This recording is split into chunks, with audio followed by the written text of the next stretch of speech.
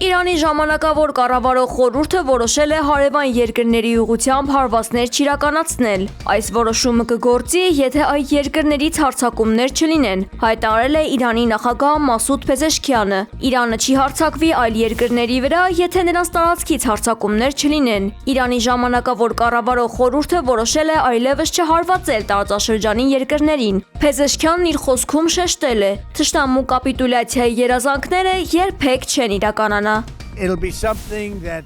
Երեկ ԱՄՆ նախագահը սոցկայքում հայտարարել էր, որ Իրանի հետ կկնքվի միայն կապիտուլյացիայի գործարք։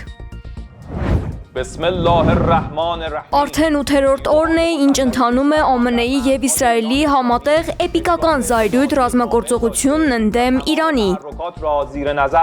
Իրանի Կարմիր մահիկի խոսնակ Մոջթաբ Խալեդին հայտնել է, որ ամերիկա-իսրայելական հարվածների հետևանքով վնասվել են կազմակերպության օգնության 11 կենտրոն եւ 14 բժշկական հաստատություն։ Որոշ բժշկական կենտրոններ հարվածների են ենթարկվել հենց այն պահին, երբ վիրահատարաններում պացիենտներ են եղել։ Ռազմագործողության մեկնարկից ի վեր Իրանում զոհվել է 1332 խաղաղ բնակիչ, ավերվել է մոտ 3866 բնակելի շենք։ Լիբանանի մայրաքաղաք Բեյրութի հարավային արվարձաններում իսրայելական գիշերային ավիահարվածներից հետո ավերածությունները հասել են ապշեցուցիչ չափերի։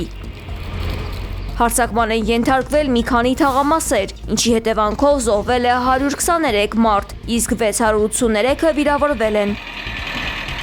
Իսրայելական բանակը հորդորել է բնակիչներին շտապ լքել տարածքը եւ շարժվել դեպի երկրի հյուսիս եւ արևելք։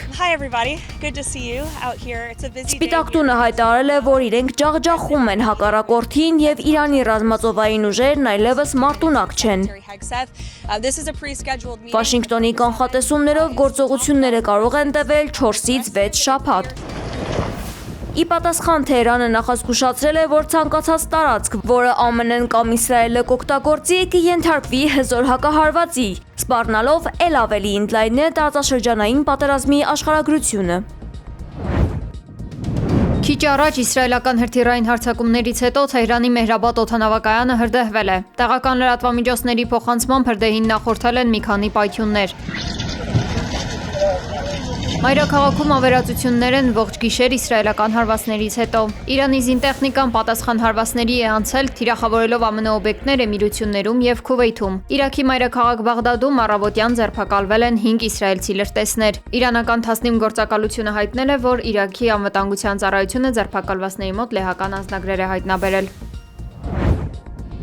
ԱՄՆ-ի ամենամեծ ավիակիր USS Gerald Ford-ը անցել է Սուեզի ջրանցքով եւ այժմ գտնվում է Կարմիր ծովում։ Տեղեկությունը հաստատել է ԱՄՆ բարձրաստիճան պաշտոնյան։ Իսկ ամերիկյան Fox News-ի հաղորդմամբ ավիակիր Ջորջ Բուշը ուղևորվում է Մերձավոր Արևելք։ Իսրայելը հարված է հասցրել Լիբանանում գտնվող ՄԱԿ-ի խաղաղապահ առաքելությանը։ Ըստ լիբանանյան կողմի մի քանի զինվոր վիրավորվել է։ Ինչպես հայտնել է Երուսալիմ Post-ը, նրանց թվում է նաև Իսրայելի ֆինանսների նախարար Բեզալել Սմոտրիչի որդին։ Թերթի տեղեկություններով նրա կյանքին վտանգ չի սպառնում։ Իրական օդային քաոս է Դուբայի երկնքում։ Իրանը վաղ առավոտից սկսել է հրթիռակոծել Դուբայի միջազգային օդակայանը։ Հրթիռակոծությունների ֆոնին Դուբայի երկնքում գտնվող ինքնաթիռները ավելի քան 3 ժամ պտույտներ են կատարում երկնքում, սպասելով անվտանգության նվազագույն երաշխիքների եւ հարմար պահի։ Ավիացիոն ծառայությունները փորձում են համակարգել օդանավերի ընթացքը, խուսափելու համար հնարավոր բախումներից եւ աղետալի հետևանքներից։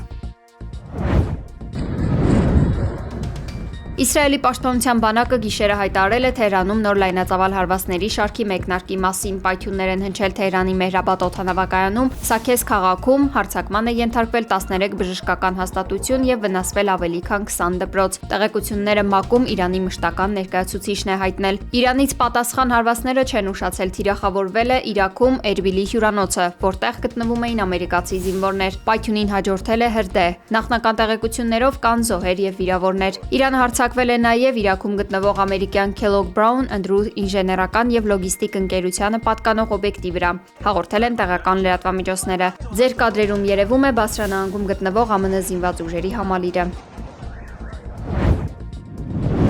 Եթե մենք ցանկանայինք հարձակվել Ադրբեջանի վրա, դա չէինք անի փոքր անօթաչու թռչող սարքով։ Այս մասին հայտնել է իրանական ֆարս գործակալությունը, հղում անելով անվտանգության ծառայության աղբյուրին։ Շարունակելով Իրանին մեղադրել ահաբեկչության համար, Բաքվում ձերբակալվել է 8 քաղաքացի, իբրև թե ԻՀՊԿ-ի համար աշխատելու մեղադրանքով, հաղորդել է Ադրբեջանի պետական անվտանգության ծառայությունը։ Իսկ Իրանում Ադրբեջանի դեսպանատան 9 աշխատակից արդեն տարհանվել են երկրից Բաքվից հնչող սպառնալիքների պատճառով։ Երեկ Բաքուն բացեի բաց հայտարարել էր, թե Իրանի Իսլամական Հանրապետությունը նախատեսում էր ահաբեկչություն իրականացնել, ինչը իրենք կանխել են։ Այս ամենը սկսվել էր, երբ Իրանը հարվածներ էր հասցրել Նախիջևանին եւ Բաքու-Թբիլիսի Ջեյան նավթամուղին։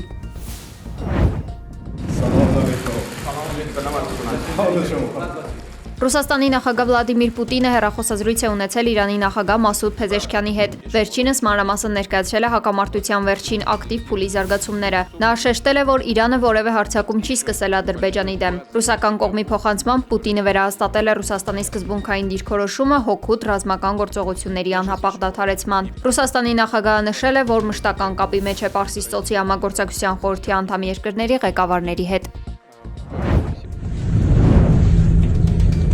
Համացանցում տեսանյութ է տարածվել, թե ինչպես է քաղաքացին փորձում հրկիզել ազգային անվտանգության ծառայության շենքը։ Հանցագործություն կատարելու կասկածանքով նա ձերբակալվել եւ ներկայացվել է նախաքննական մարմնին, հայտնել է ներքին գործերի նախարարության մամուլի խոսնակ Նարեկ Սարգսյանը։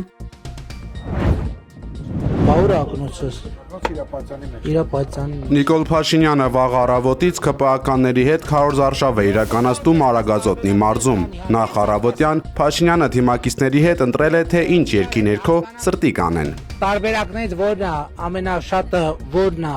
ձեր սրտով եւ գնանք ուրեմն այդ տարբերակով։ Իդեպ սրտիկ ցույց տալուն ԵԿՄ նախագահ Սասուն Միքայելյանը չի միացել։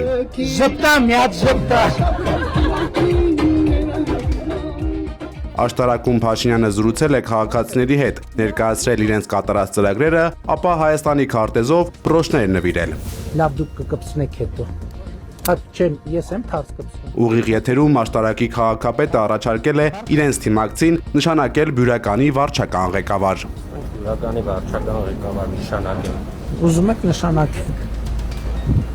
Լավ տղա է ապան։ Լավ տղեկին պետք է Դիլիջանի ոլորանները եւ Վարդենյանց Լեռնանցքը փակ են կցորդով տրանսպորտային միջոցների համար։ Չիվա Ելփին ավտոճանապարհը եւ Սպիտակի ոլորանները փակ են կցորդով բեռնատարների համար, դժվարանցանելի մյուս տրանսպորտային միջոցների համար։ Գյումրի-Բավրա ավտոճանապարհը դժվարանցանելի է կցորդով բեռնատարների համար։ Վայոց ձորի, Լոռու մարզերում, Ապարանի եւ Արագածի տարածաշրջանում, Դիլիջանի ոլորաններում եւ Զանգակատուն գյուղում տեղում է ձյուն։ Շիրակի եւ Գեղարքունիքի մարզերի ավտոճանապարհներին արկա է մերկասառույց։